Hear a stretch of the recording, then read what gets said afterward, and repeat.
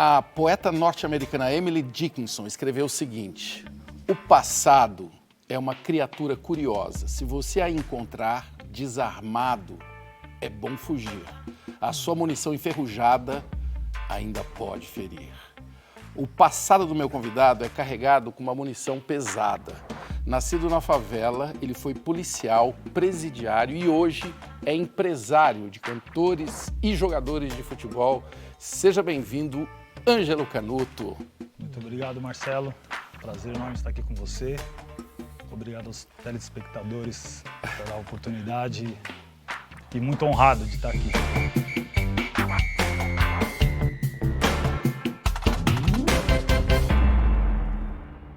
A sua história, Canuto, ela é impressionante porque antes do crime você era policial. Policial. Como que você virou policial? Eu sempre fui apaixonado pelo futebol e jogando futebol nos times da minha quebrada, na várzea, eu conheci um cara que chamava Rubão, o Zóio. Hoje essas pessoas me perguntarem assim, o que representa para você a figura de um traficante? E isso acontece muito ainda hoje, nas periferias. Para mim, da forma como se deu na minha vida a presença de um traficante, como ele apareceu na minha vida, é a figura paterna.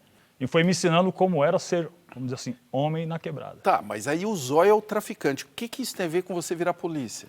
Na oitava série, mais ou menos, aí concluindo, ele chega em mim e fala, você tem coragem de entrar na polícia? Eu percebi que ele tinha uma ideia para mim. Daí eu peguei e falei assim, eu tenho coragem. Se você que manda diz que não é mancada, quem sou eu para dizer? Ele tinha uma tarefa para você dentro da polícia. Isso, e ele me falou assim, você vai ficar rico. E eu prestei concurso público para a polícia e me formei segundo colocado da minha turma no 2º Batalhão de Choque. Mas aí você está na polícia. Qual é a sua tarefa ali, então, para o Zóio? Para o Zóio era fazer os favores, carregar arma, carregar droga. Como polícia? Isso, como policial, receber o dinheiro, levar até lá para o outro mano, entregar o que tinha que ser entregue, trazer o dinheiro de volta. Uniformizado? Prestar conta, ou não, mas era o uso da funcional. Mas vez ou outra eu utilizei porque era muito rápido e às vezes até para empreendendo dessa forma criminosa, era uma forma de eu me blindar e me proteger. Quanto se ganha por um serviço desse? Olha, o salário da polícia na época era R$400, R$450. E eu, para sair de Guaianazes, eu sou sempre dessa referência que eu fui muito para o Tatuapé. Eu saía de Guaianazes, ia ao Tatuapé, entregava o que tinha que entregar e trazia o dinheiro de volta, eu ganhava R$10 mil. Uma vez? Uma vez. Uma ida, em uma semana. Uma ida, 10 paus. Se eu fosse 3 vezes na semana, eu teria 30 mil. Se eu fosse para a Baixada Santista, o frete era na média de 30 a 40 mil reais. E o seu salário na polícia é 400 reais por mês. E quando ele explicava assim, não, o menino é meu, foi eu quem coloquei lá, eu passei a roubos de banco, resgate de presos, organizar. Aí o pessoal vinha e falava, pô, dá para você fazer o rádio só para ouvir para a gente? Eu falei, mas como é? O plano é esse, eu mudava todo o plano. Falei, não, assim é melhor e tal. E a gente ia embora sem um tiro, sem um disparo. E às vezes a gente já tinha ido embora e começava a dar no rádio roubo em andamento depois de 1 hora ou meia hora depois. Ou seja, você foi crescendo na carreira do crime. Fui crescendo, fui E aí empreendendo. você é pego. E aí eu sou pego. Eu tô no funk desde 2008 e, pô, fui no Egito, fui no Chile, fui no México, fui em Israel. Mano, eu nunca achei que ia sair do país, só sonhava. Aí o Estado vai e me tira tudo. Eu me lembro de ter saído de cadeia totalmente confuso, sem entender o que estava acontecendo, muita informação, muita coisa acontecendo. Eu tenho estresse pós-traumático. E, tipo, às vezes eu bipolo com algumas coisas e as pessoas não entendem o mal que eu passei. Tipo, cadeia, cadeia. É cadeia. Eu sou preso pela primeira vez em 1997, num crime de concussão, que era extorsão mediante sequestro, mas na verdade era uma guerra de quadrilhas de tráfico, né? Não tinha nada a ver com extorsão de familiares de presos. Era uma guerra entre quais quadrilhas? A quadrilha que eu pertencia, né, ali do Rubão, do Zóio, na Zona Leste, e mais uma outra quadrilha que havia desviado uma quantidade de entorpecente e gerou essa confusão. E eu acabo sendo preso em razão da minha função. Primeira vez que Primeira você vez, é em 1997. Você vai para onde? Romão Gomes. E fico 7 meses, saio absolvido nesse processo, porque quem me denunciou não deu sequência na denúncia, porque era todo mundo do mesmo balaio, vamos dizer assim. E você encontrou um cara lá chamado Dexter. Dexter. Isso era o quê? Carandiru, não? Eu conheci o Dexter, na verdade, por telefone. Eu, quando fiquei procurado, eu fui para a Baixada Santista e na Baixada Santista acabei empreendendo com aquela, né, visão empreendedora, aquilo tudo que eu aprendi. eu acabei fazendo amizades e fazendo amizades eu tinha minha quadrilha na Baixada. E aí meus parceiros foram presos em uma ação que a gente participou. Como eu estava na iminência de ser preso a qualquer momento ou morrer, eu me identificava muito com a letra do Dexter. E aí eles me ligam e falam, mano, eu tô com um cara que você nem imagina. Quem? Eu tô com o Dexter, tá louco. Aí eles me deram um telefone e eu falei, salve aí, mano. Fascínio, não morre, ele só começou. Na festa de preto que os boy não colou. Então sou o que sou, aquilo que falo. E não é possível. Só vocês. Quero ouvir. Chegar. Todo mundo chegando pra somar, vai lá. Dinheiro eu quero. Uma linda mulher. E aí eu troco algumas palavras com ele ali e depois eu acabo indo preso em 2001. Em 2001, preso, eu vou para o regime de isolamento em 2003, no anexo de Avaré. E quando eu sou desinternado, é como uma fênix mesmo, você ressurge das cinzas, porque é uma fábrica de loucura, é uma fábrica de monstro. É uma fábrica de monstros? De monstro, é o fim do mundo. Por quê? Você não estuda, você come mal, dizem que cada um dorme na sua cama, que você come bem, não é verdade. Fiquei preso em presídios com 10 camas e preso com 60. Entre 60 presos. A água racionada. Enfim, é uma máquina de destruir. Quando você vai para o regime de isolamento, você tem que ter banho de sol pelo menos 1 hora por dia. Eu tinha banho de sol 50 minutos por semana. Imagine você 24 horas dentro de uma cela, sem televisão, sem rádio e livro, quando você tinha acesso a livro. Era uma vez a cada 15 dias, uma vez por semana. Quando não, o livro ficava com você 1 mês e eu lia o livro 1 mês, o mesmo livro. Teve vezes de eu apelar para funcionário me trazer um jornal antigo que fosse de outro ano qualquer, mas eu precisava de ler alguma coisa, eu tinha essa necessidade. Imagina quem não tem cultura, não tem leitura. Nossa. Ele fica à própria sorte, ele sai maluco.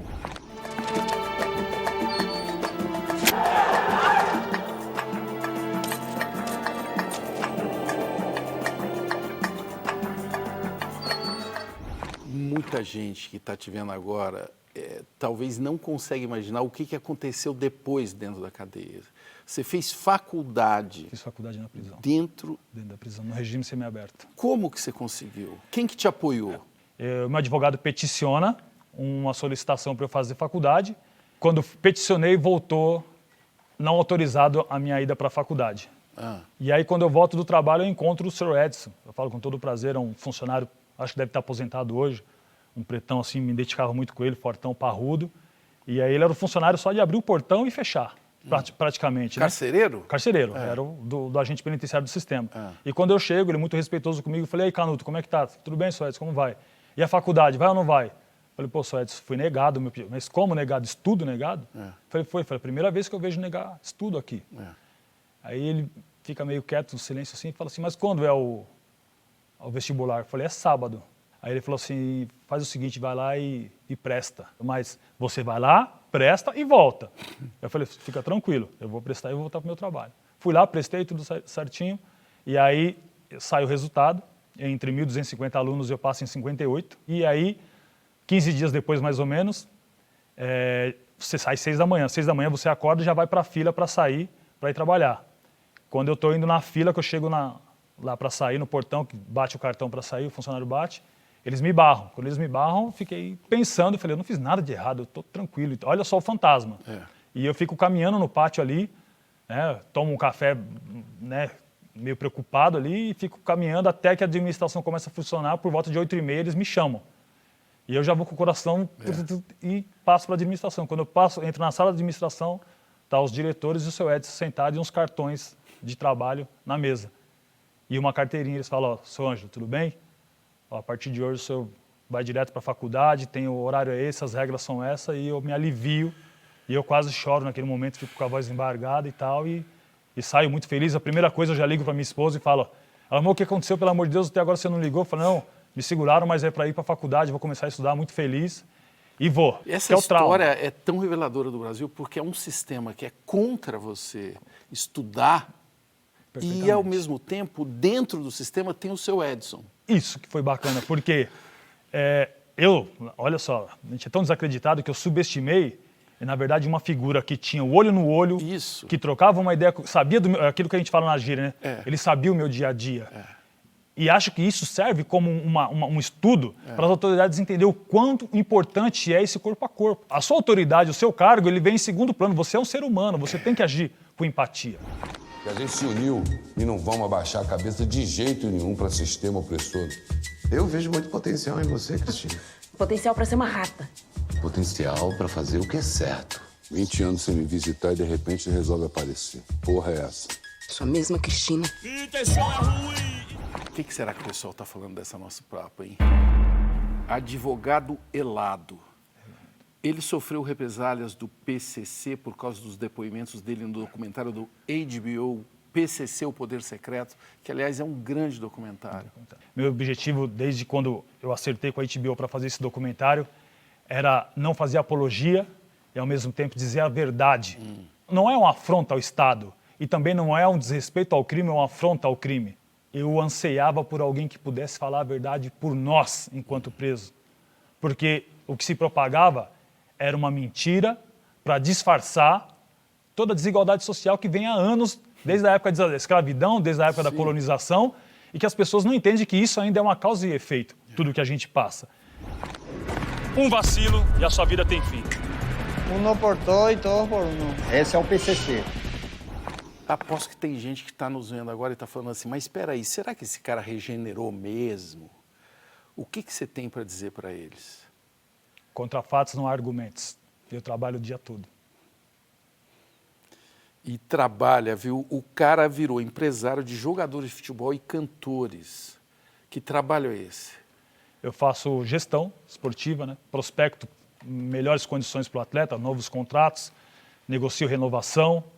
E gente de todo lugar? De todo lugar. Do Brasil todo? Do Brasil todo. Os jogadores que caem no perfil da nossa empresa de gestão e jogadores que a gente almeja também, a gente faz captação, a gente vai atrás de bons... De olhar talento. De olhar talento. Você tem olho bom para peneira? Eu tenho tido sorte, vamos dizer assim, tenho tido sorte. Eu acho que isso repercute num bom olhar, vamos Porque dizer. você já queria ser jogador lá de trás, né?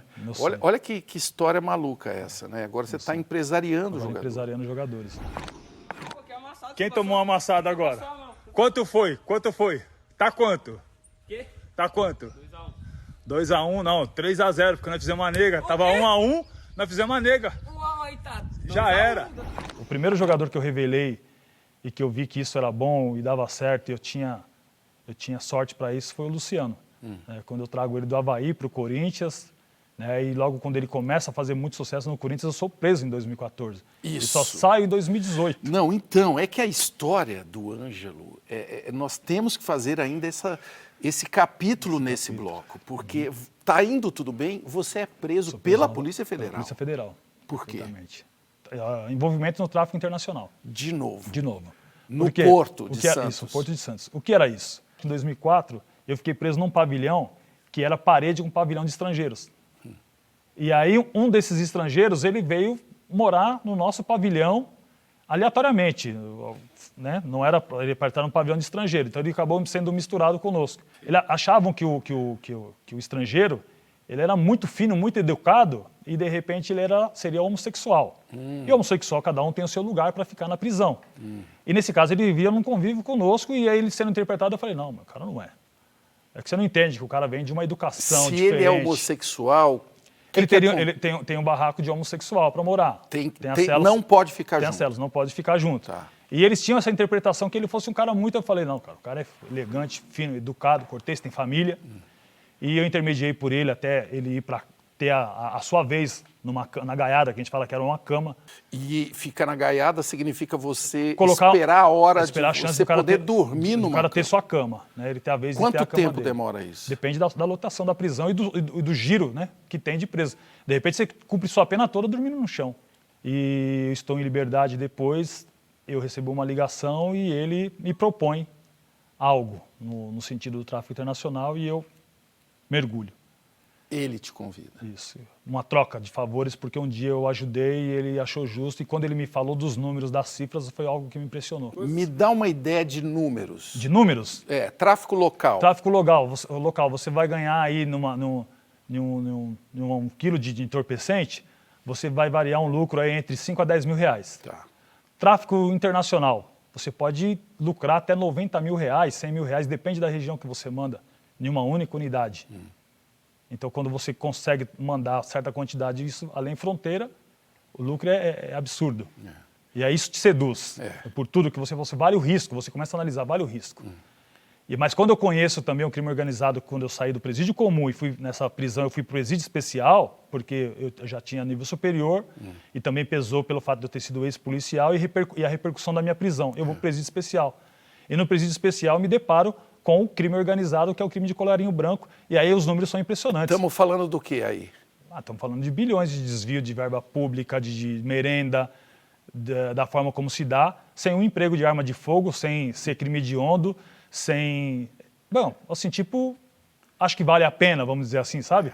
E aí me sinto envergonhado, eu até falava com um político, né, pro nome, falei assim, olha, malandro é você, eu sou um pé de breca, eu sou um bunda mole frente ao que você faz, pelo amor de Deus, com uma caneta é o que você fez um estrago. E aí o que me impressionava era dizer assim, você não tem vergonha na cara de fazer uma delação premiada agora, mano? O que ele na hora respondia? Aí ele, não, menino, eu tenho que me salvar, eu tenho que voltar, pô, me arrependi. Falei, você se arrepende fazendo isso? Que é a regra, né, meu? O mundo da prisão é uma outra regra, mas o mundo da prisão, dentro do presídio especial, são regras que são jogadas fora. É mesmo? Até da ética. Até lá dentro, É jogado fora. a ética é pior. A pior prisão que eu passei na minha vida. Eu passei pela opressão do sistema, do cárcere, mas você viver entre presos sem proceder, sem respeito nenhum, é pior ainda. Rapaz, eu vou te falar uma coisa. No próximo bloco, eu vou precisar entrar mais ainda em duas realidades que são muito faladas e pouco conhecidas no Brasil. A cadeia e a polícia. Com o meu convidado Ângelo Canuto, Teloguinho.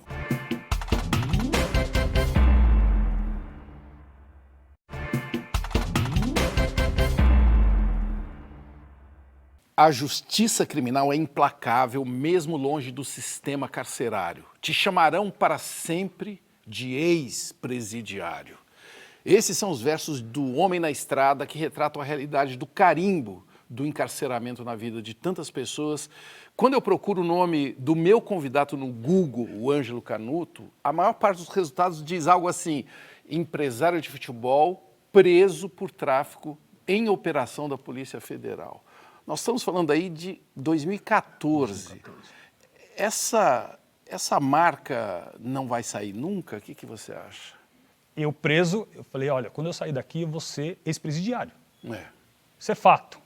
E até hoje, mesmo tendo conquistado essa posição através dos estudos, eu ainda passo por essa questão. E ninguém foge a isso. Para eu estar sentado aqui, eu tive que alcançar alguns degraus, alguns patamares, reconhecimento da minha fala, reconhecimento do meu pertencimento, reconhecimento daquilo que eu represento, daquilo que eu acredito, daquilo que eu manifesto, me fez estar hoje aqui com você.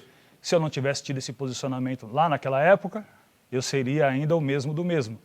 E teria, mais do que nunca, aquele carimbo batendo na minha cabeça de ex-presidiário. Que mundo que você encontra quando você sai da cadeia, depois de tanto tempo? Um mundo que, se eu não tivesse uma família estruturada mesmo e uma determinação, é um mundo que assusta. Eu não tenho condições de voltar para o futebol, eu não tenho estrutura para voltar para o futebol. E eu tinha uma carteira que me foi subtraída quando eu fui preso, em 2014. Eu perdi todos os meus contratos, meus jogadores foram subtraídos para cá, não por desconfiança, mas ao mercado, eles precisavam de gestores e os caras viram uma grande oportunidade. Você saiu do jogo, saí do digamos, jogo, isso. E aí pegaram os meus jogadores, eu não tenho ativo para trabalhar. E aí, primeiro, eu começo nos clubes que eram devedores da minha empresa e começo a resgatar alguns valores para poder me manter. E a tentação do crime, eu tinha um nome no crime. Você coloca, como você disse, meu nome está no Google. Você tinha um currículo ali. Tinha um currículo, qualquer um queria... E você recebia chamados de trabalho? Muito, eu recebo. É mais ou menos assim, salve, mano, salve. Ou precisar de falar com você pessoalmente. Fala, não precisa ser pessoalmente, pode falar por aqui, que meu telefone não tem problema, mas pode falar o que você quiser. Não, mano, eu queria trocar ideia. Eu falo assim, então já sei o que você está querendo dizer. Tô fora. Mano, todo respeito, obrigado. E outra, te digo, sai fora que não vale a pena, mano. Conta dinheiro no banco do passageiro e só. Que vira leite pro filho, 15 gramas de pó. Foda-se se é erro, quem fez o certo, Jesus. E 6 agradeceram como, pregando ele numa cruz. É impressionante o número de perguntas que chegou para você. Mauro, o que falta do Estado para que os presos tenham de fato a sua ressocialização? Este papel deve ser necessariamente do Estado? Sim. O fato de você já ser colocado à margem da sociedade é a punição suficiente. Isso. O restante é aplicação de uma dinâmica didática que possa transformar esse ser humano e ele voltar para a sociedade. Claro. Não é viver eternamente massacrado. Eu vou dar um exemplo muito claro. Quando eu estive numa prisão e que nessa prisão tinha também crimes sexuais e eu era o preso mais experiente, eu levantei certa vez de manhã o cara quebrando o cara no rodo, pedaço de vassoura. E aí eu perguntei, mano, o que está acontecendo? Acordei no meio dessas pancadarias. Me assustei até. Uma brutalidade. Ele falou, é Jack, mano. Eu falei assim, mas tudo bem, e você, mano? O que é Jack? Estuprador. Ah. Eu falei, e você, mano? Não, eu sou assaltante, sou ladrão. Eu falei, beleza, mano. Você sabe o que é igualdade? Aí ele falou assim, mas eu não tenho igualdade com o Jack, não, mano. Eu falei, mas eu vou mostrar pra você que tem de igualdade. Vai lá no pátio e mata ele. Aí eu falo que você é foda, só que pensa, você tem 30 dias para tirar. Qual que é a máxima do malandro? Malandro quer liberdade. Homem de verdade que tá tirando cadeia quer ir embora. Falei, então você vai chamar o mano e vai falar, meu truta, você tem suas regras aqui, você não atravessa a disciplina do barato, você respeita, eu te respeito, é o nosso dia a dia. Ou seja, tem uma ética. Aí o cara se conscientizou. É. Se conscientizou, pô, é verdade, eu tô prejudicando a mim. O cara prejudicou alguém, ele tá pagando a cota dele. Ele tem que, o sistema penitenciário tem que colocar cada um no seu lugar. Não vem com essa que estuprou sem querer. Que parada é essa? Que coisa de louco. Isso não existe. Estupro culposo. Isso não existe. Estupro culposo. Da onde eu vim, estuprador, nós pega e capa. A tropa não passa pano. Jack. E o Luiz Roberto, ressocialização é verdade para quem quer melhorar, estudar, trabalhar, mas na maioria são vagabundos, acomodados e reincidentes, infelizmente. O que você tem a dizer para ele? O maior número de presos que ingressam todos os dias na prisão são os reincidentes. Por que os reincidentes? Porque os reincidentes, quando voltam, são ex-presidiários, não têm oportunidade. Se para a molecada que está saindo dos cursos técnicos, da escola, das faculdades, é difícil conseguir uma vaga, imagina para o ex-sentenciado, muitas das vezes sem cultura, sem uma formação. E aí o que acontece com o reincidente? Vamos voltar para o contexto quando eu faço as minhas mentorias, eu trago um cenário. Vamos voltar para a quebrada. O reincidente está lá, levanta, quando ele sai assim, já passa a viatura, os caras já sabem quem ele é.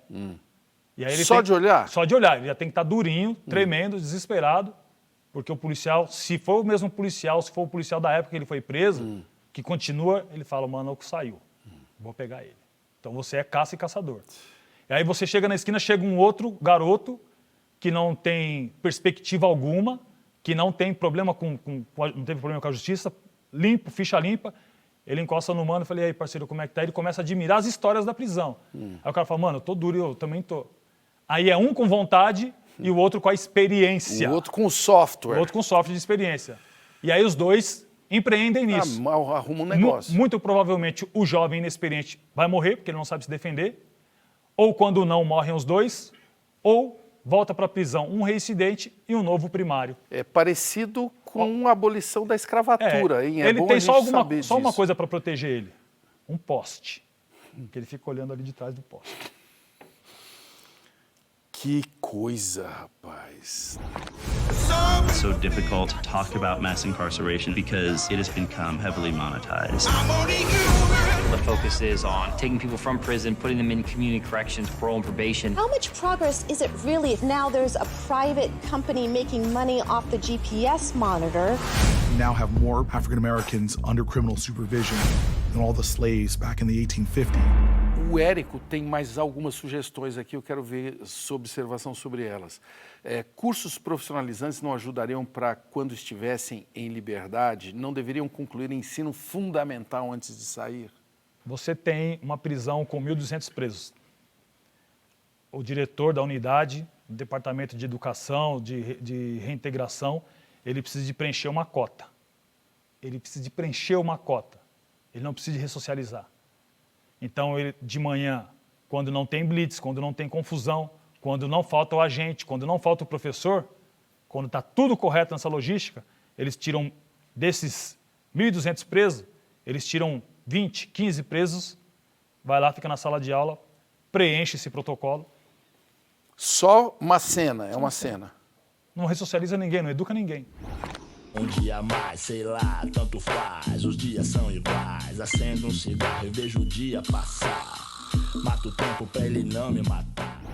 qual o papel da maconha dentro da cadeia? Esse relato não é meu. O diretor falava assim, a cadeia, quando não tem maconha, é um barril de pólvora. É pior. É pior. Fica mais explosiva. Fica mais explosiva, porque o cara é uma espécie de um calmante, um psicotrópico, para acalmar o cara. Os caras que eram mais barra pesada, vamos dizer assim, uns caras que tinham muita condenação, o cara sem maconha era perigoso até para jogar bola com o cara. Sim. Porque ele perdia a cabeça. E claro, aqui a gente não está fazendo apologia É um estudo. de maconha, mas a cannabis hoje está sendo estudada como um remédio, como medicina e tudo mais.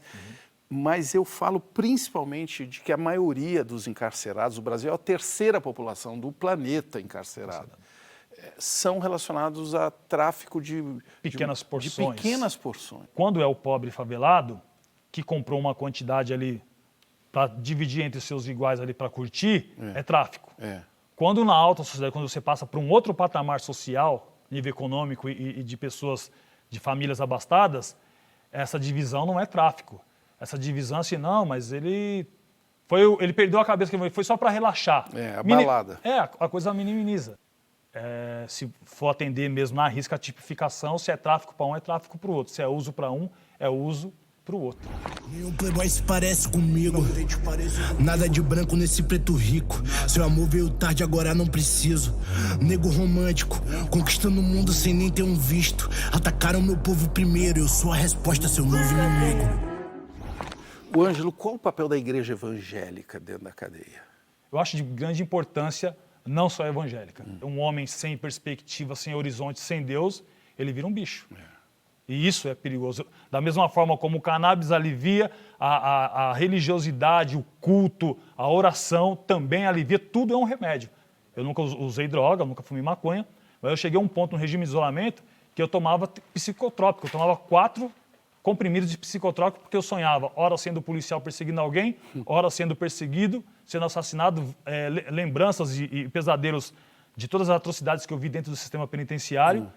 E o que foi interessante, o que me salvou foi justamente a palavra de Deus, que foi o Salmo 142, que é no momento que eu estava quase me suicidando, que ele narra mais ou menos assim, ao meu Senhor eu lanço um grande brado, a ele exponho toda a minha angústia. Olho para a minha direita e vejo que não há ninguém que se importe comigo. E aí eu começo a entender que realmente Deus está falando comigo porque eu estou no isolamento. Sozinho. Eu posso bater na porta que o guarda não vai ouvir, o guarda não vai vir, eu sozinho. Não tenho um amigo para me amparar, para falar, calma aí, cara, vamos conversar. Não tem. Era eu, um lençol e uma grade. E aí Deus começa a falar comigo, o diabo me tentando, e eu bato na Bíblia e abro o Salmo 142. Mas antes o diabo tinha me dito assim, qualquer palavra que você abrir da Bíblia, mano, é um consolo. Mas nenhuma palavra falou tão forte comigo como aquela, que me fez parar de tomar psicotrópico, porque eu tomava 4 durante a noite, e eu comecei a fazer... Quem te receitava? A psicóloga e psiquiatra da prisão. Era oficial mesmo. Mas como que era o atendimento? Eu mandava um pipa, preciso falar com o assistente social. O que é um pipa? Um pipa é um bilhete. Preciso de atendimento com a psicóloga e assistente social, tô chapando. Tô passando mal, Aí sabe quem era o meu psicólogo? Voltava o guarda e falava assim, tô ladrão, toma isso aqui. O guarda mesmo. Esse era o meu atendimento. Resolvia. E aí ele falou, senhor, não está dando conta, toma outro. Senhor, não estou legal, tomava 4. Chegava no meu guichê, 4 com prescrição médica, sem nunca ter me falado, sem nunca ter me olhado. Caraca, bicho. Esse é o sistema, mano. Esse é o tratamento humano que você tem. Pesado, hein? E o que me salvou foi a palavra.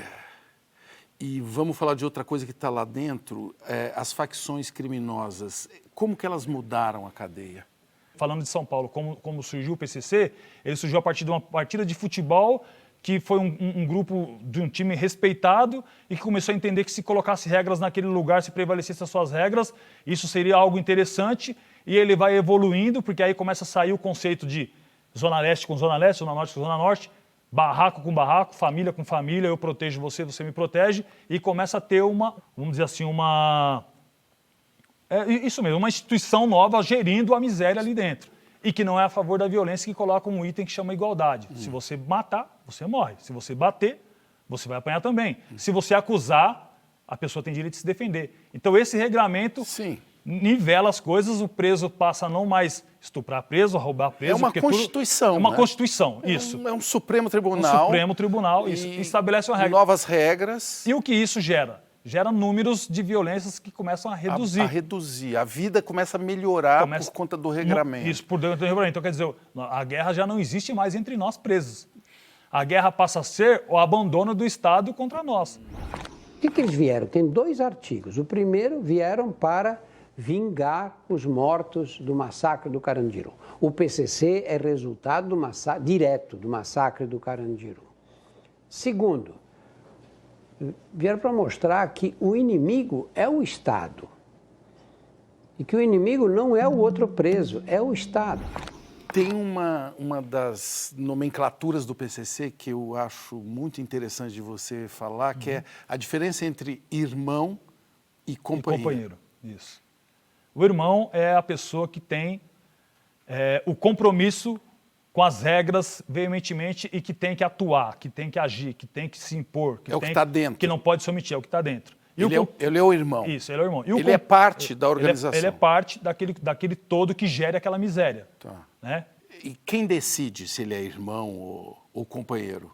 Olha, existe um colegiado entre as pessoas que eles vão definindo a partir do conceito que tem, do respeito que tem, se tem capacidade intelectual para pensar, para agir, para colocar regras e receber regras. Isso tudo é um conjunto para que a pessoa seja absorvida nesse contexto. E o companheiro é o quê? O companheiro é aquele que conhece todas as regras, sabe todas as regras, se comportam de acordo com elas, mas ele não tem a obrigação de interferir, e senão pela ética, a obrigação de ter que fazer. Tá, ele não faz parte. Ele não faz parte. Da Eu, por exemplo, eu vi diversas situações em relação ao nosso próprio convívio que estava saindo do regramento, e também na forma como o Estado nos tratava, sob forma dos agentes, que pela minha postura de companheiro e por tudo que eu vivi e entender das regras, eu não podia me furtar a não falar. A não falar, pô, tá errado, mano, não é assim. E colocar dentro daquilo que é óbvio, daquilo que é correto. Mas o que me sobrou quando eu falava isso com o aparelho do Estado?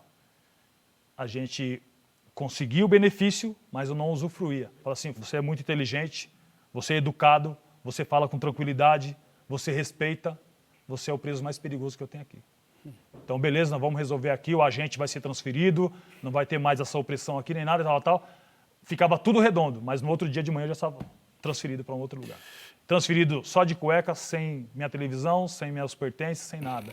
Eu tinha que reconstruir uma história, e quando eu chegava na prisão, quem que me ajudava? Os companheiros, os irmãos. A organização. Aí, irmão, você chegou, como é que você está? Eu estou sem roupa, estou sem chinelo, estou sem comer, estou sem medicamento, estou quebrado, me quebraram, estou machucado. Então, eles chegavam. E isso é a gestão da miséria. Como você vai dizer que você não tem que ter os seus iguais para te defender? They won't give us food. I say let's get it ourselves. Everybody, please, stick together. You haven't eaten in 3 days. Oh, lady, I'll never forget your voice. I won't forget your face. Eu tenho que te consultar sobre um tema que está sendo muito debatido. O uniforme da polícia tem que ter câmera ou não? É necessário ter no uniforme porque é o contato imediato com a ocorrência, com a abordagem, com a averiguação. Pode ser bom para o policial também. Muito bom para o policial. O filme agora, o Rota 66, inclusive uma pequena participação de consultoria junto com a Boutique Filmes, ele relata um policial que ele pega e fala, quando ele contraria, o comandante fala para ele, da época do Rota 66, polícia, você quer ir pro saco também? Então a câmera também protege o policial, porque tem muitos policiais que viraram medalha no peito de heróis, que de heróis não tem nada. Meu nome é Caco Barcelos, eu sou repórter. É sempre assim quando é com a polícia? Esse aí tá com cara de ser coisa da Rota. Só a Rota que aparece aqui pra fazer a ronda. Ninguém mais lembra que a gente existe. No próximo bloco, nós vamos mergulhar para entender como a infância na quebrada e as paixões na vida de Ângelo Canuto, que são muitas, ajudaram ele a desenvolver esse software. Até loguinho.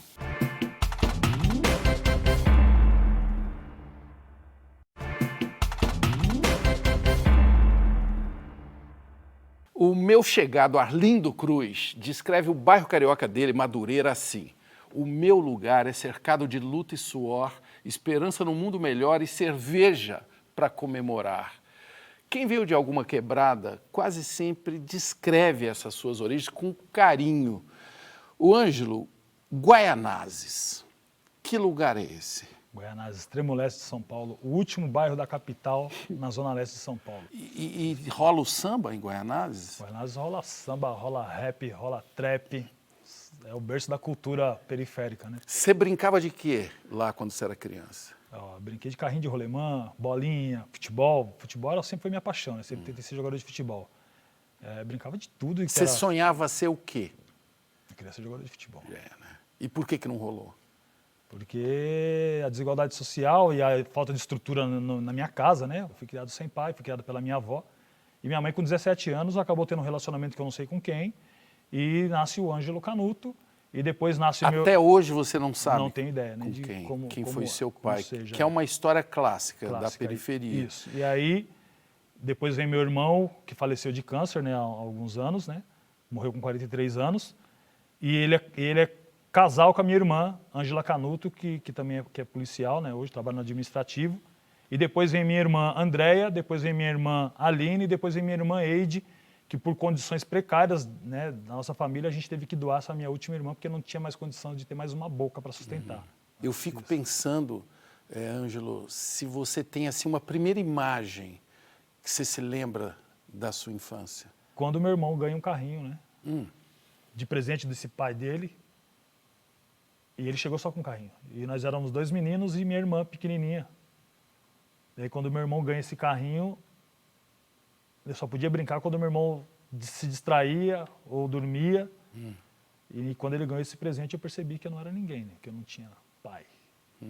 E aí ali eu começo na minha luta por mim e por eles. Eu não abandonei meus irmãos. E a gente passou por um trauma muito grande, né? Vindo, depois evoluindo, que era ser despejado. Eu até, no final de semana agora, estive tomando café com os meus irmãos, a gente se reuniu na minha casa.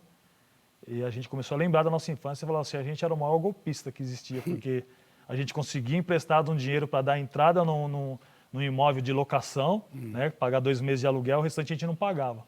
E depois a gente era despejado e assim foi nossa infância. Ia de novo. Isso, a gente cresceu dessa forma. Então isso, e um dos maiores traumas que eu tinha, até recentemente quando eu consegui a minha primeira casa, né, primeiro patrimônio no meu nome, de maneira honesta, a minha moradia, onde eu pretendo descansar até o final da minha vida, o meu sócio fala assim, Ângelo, me ensinando ao mundo dos negócios, fala, pega esse dinheiro e aplica, financia a casa e paga com dividendos.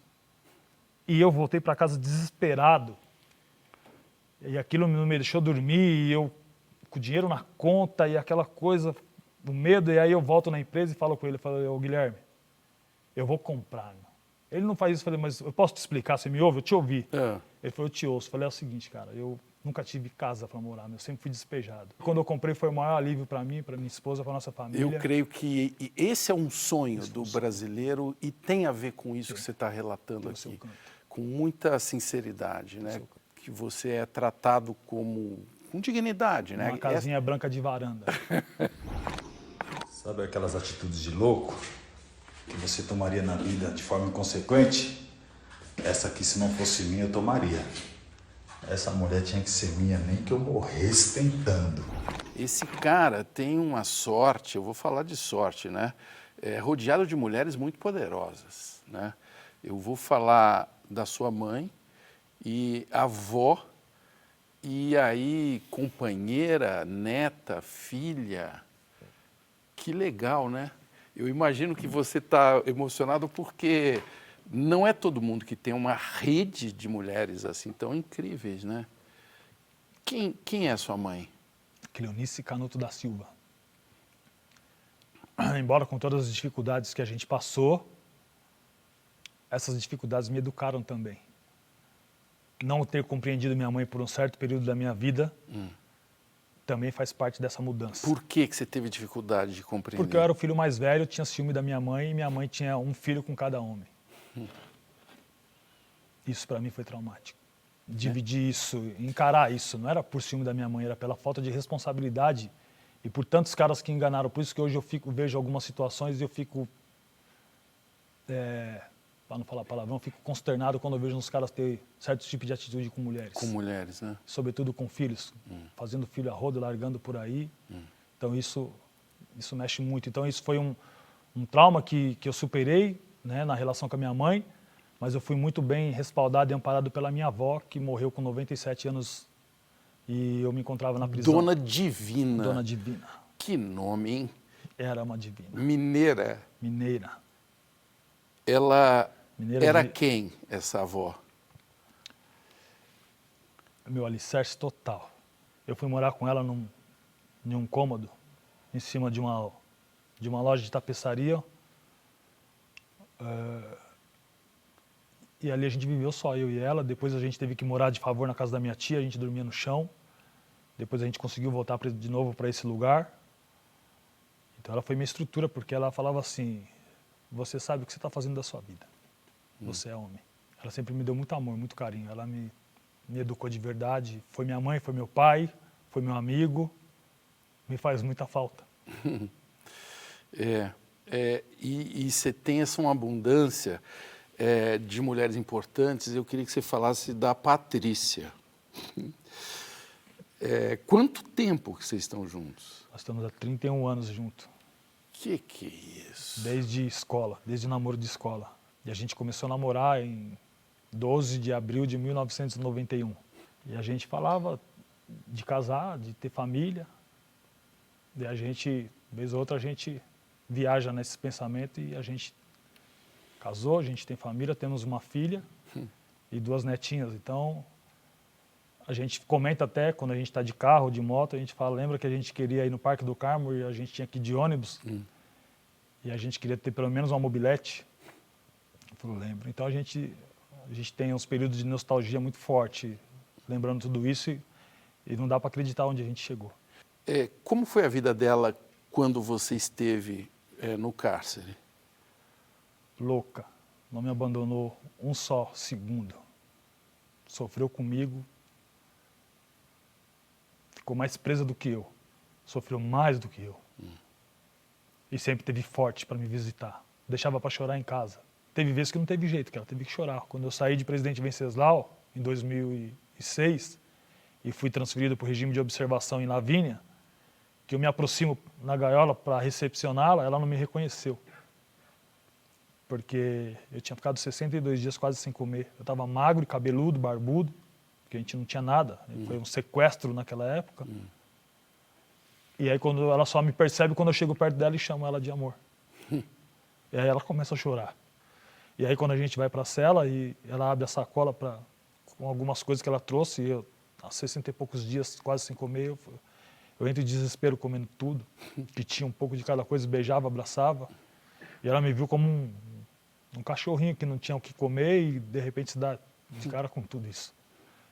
Então acho que foi uma das vezes que ela chorou dentro da prisão, mas o resto ela segurou e chorou em casa, para me deixar forte. Que parceira, hein, meu compadre? Lado a lado. Tava nem aí, levava nada sério, admirava os ladrão e os malandros mais velhos. Mas se liga, olha ao seu redor e me diga o que melhorou da função, quem sobrou, sei lá. Fui do velório, rolou de lá pra cá. De lá pra cá. Qual a próxima mãe que vai chorar? Você tá com 48 anos. Faço 49 agora, dia 30. Passou 1/3 da sua vida preso.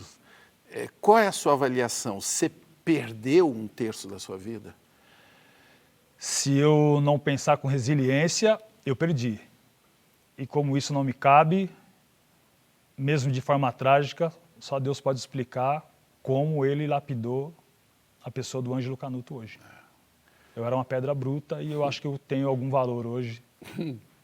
Como lapidou, hein? Se não para a sociedade, pelo menos para minha família. Como lapidou, hein, Canuto? Faça o bem, não faça o mal. Um profeta me ensinou. Alertou que o mundo é ruim. São tão poucos que se salvam do caos. Quantos que você agencia hoje? Quantos talentos? Hoje, diretamente e indiretamente, eu faço scout, gestão, mentoria de mais ou menos uns 130 atletas. Caramba! Isso, muita isso gente. pontualmente, quando acontece um problema com um com o outro, eu me faço presente para trocar uma ideia, o papo reto, puxar a orelha, direcionar, parabenizar, tudo Que isso. tarefa, hein? Tudo isso. E a galera do funk? Acho que aí nós vamos ter na casa de uns 70, 80 artistas. Antes eu era feio e segunda opção. Hoje ela se joga pros cowboys do Underland. Hoje ela se joga pros cowboys do Underland. O que une esses dois mundos aí, futebol e funk? O que une o futebol e o funk é o mesmo sonho de sair da miséria. Sim. E é uma vida da família. E é uma possibilidade real.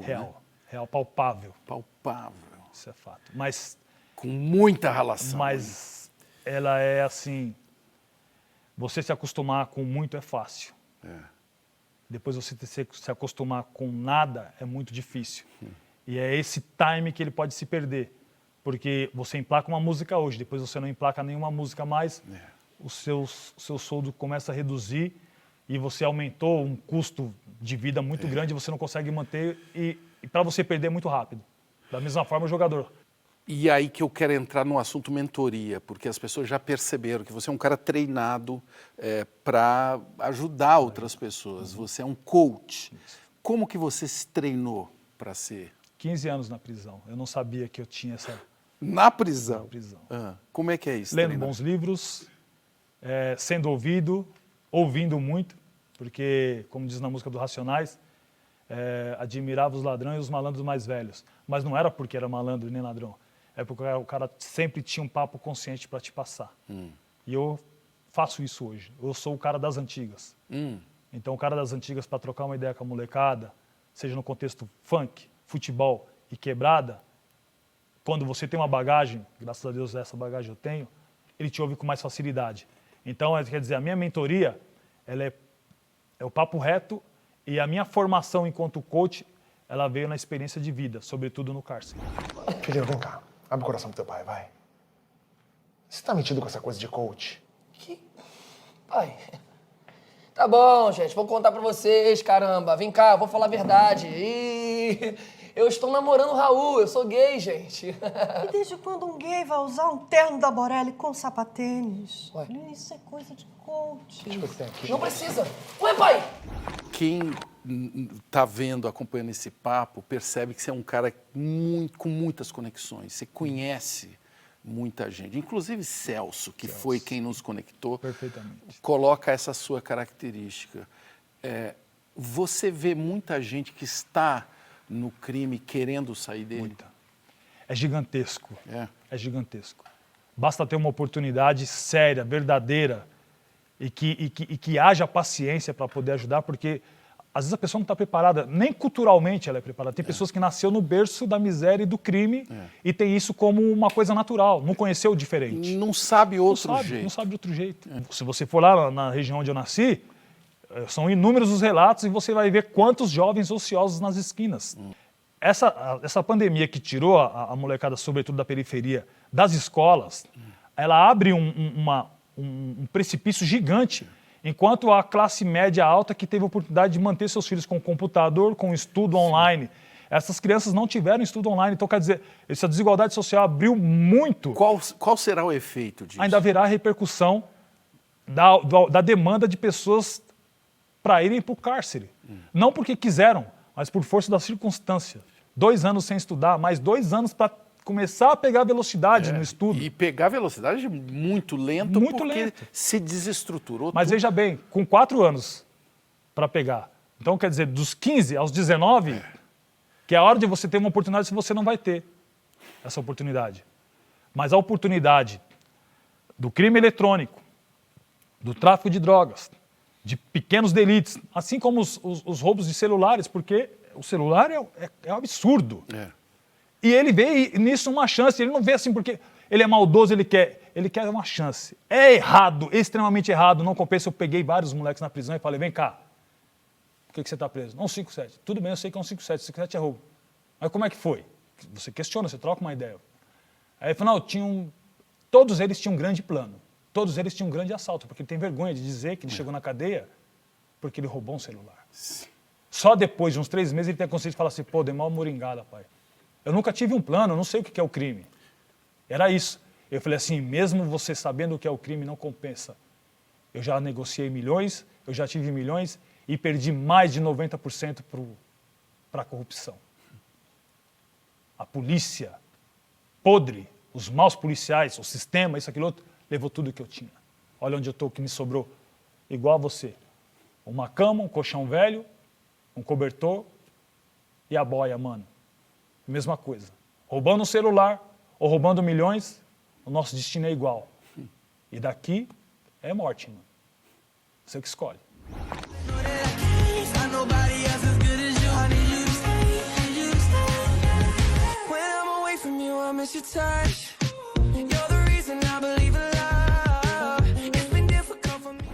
Você tem uma filha, 2 netas.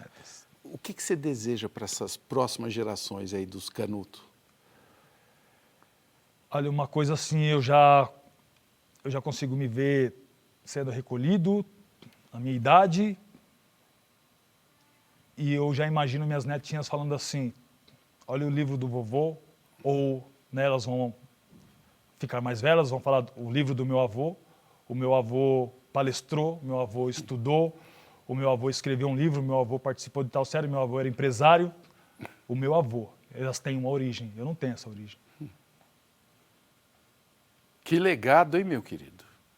E para quem quiser continuar acompanhando a sua história, é bom dizer, vem livro, vem série, vem jogador de futebol.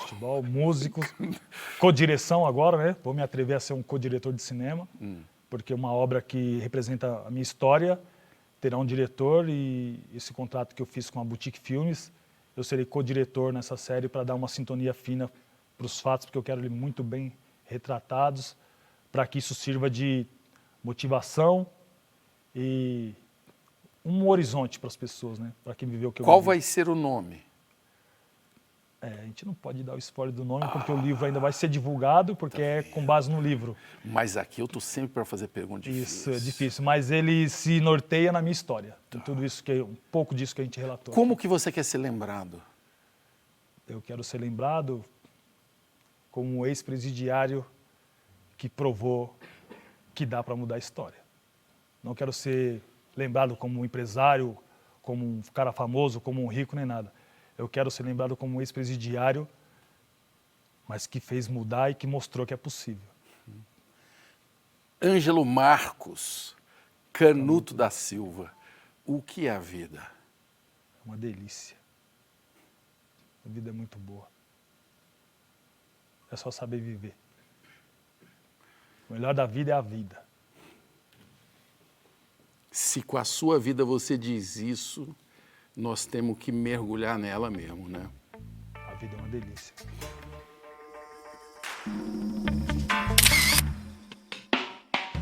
Manda um motivacional aí de coach, o pessoal encarar a semana. Para você encarar a semana, eu vou voltar lá alguns anos atrás, há mais ou menos 5 anos atrás. A essa hora, eu já estaria dentro de uma cela, entre ali no mínimo 20, 30 manos, tentando ouvir a televisão, ouvindo o outro lamentar, o outro discutir, o outro sonhar, o outro limpar a cela, o outro esperar a alimentação chegar, e não tinha perspectiva de onde eu poderia chegar. E hoje eu estou sendo ouvido pelo Marcelo Taz, um bate-papo muito fora de sério. Bem-vindo, querido. E que a vida vale a pena, o melhor da vida é viver. Sua visita aqui é uma honra pra gente. Eu me sinto honrado, irmão. Obrigado. Salve, mano. Salve, parceiro. Tamo junto. Posso chamar ela sim, aqui? Sim, não? Lógico. Me apresenta essa moça aí, porque falamos muito dela, né? Essa é minha esposa, Patrícia, amor da minha vida, 31 anos juntos. Dei muito trabalho pra ela, mas muito, não foi pouco. Mas ela é resistente, resiliente, persistente e me ensinou tudo isso. Que o bom da vida é viver e viver com ela é melhor ainda. Muita luta, né?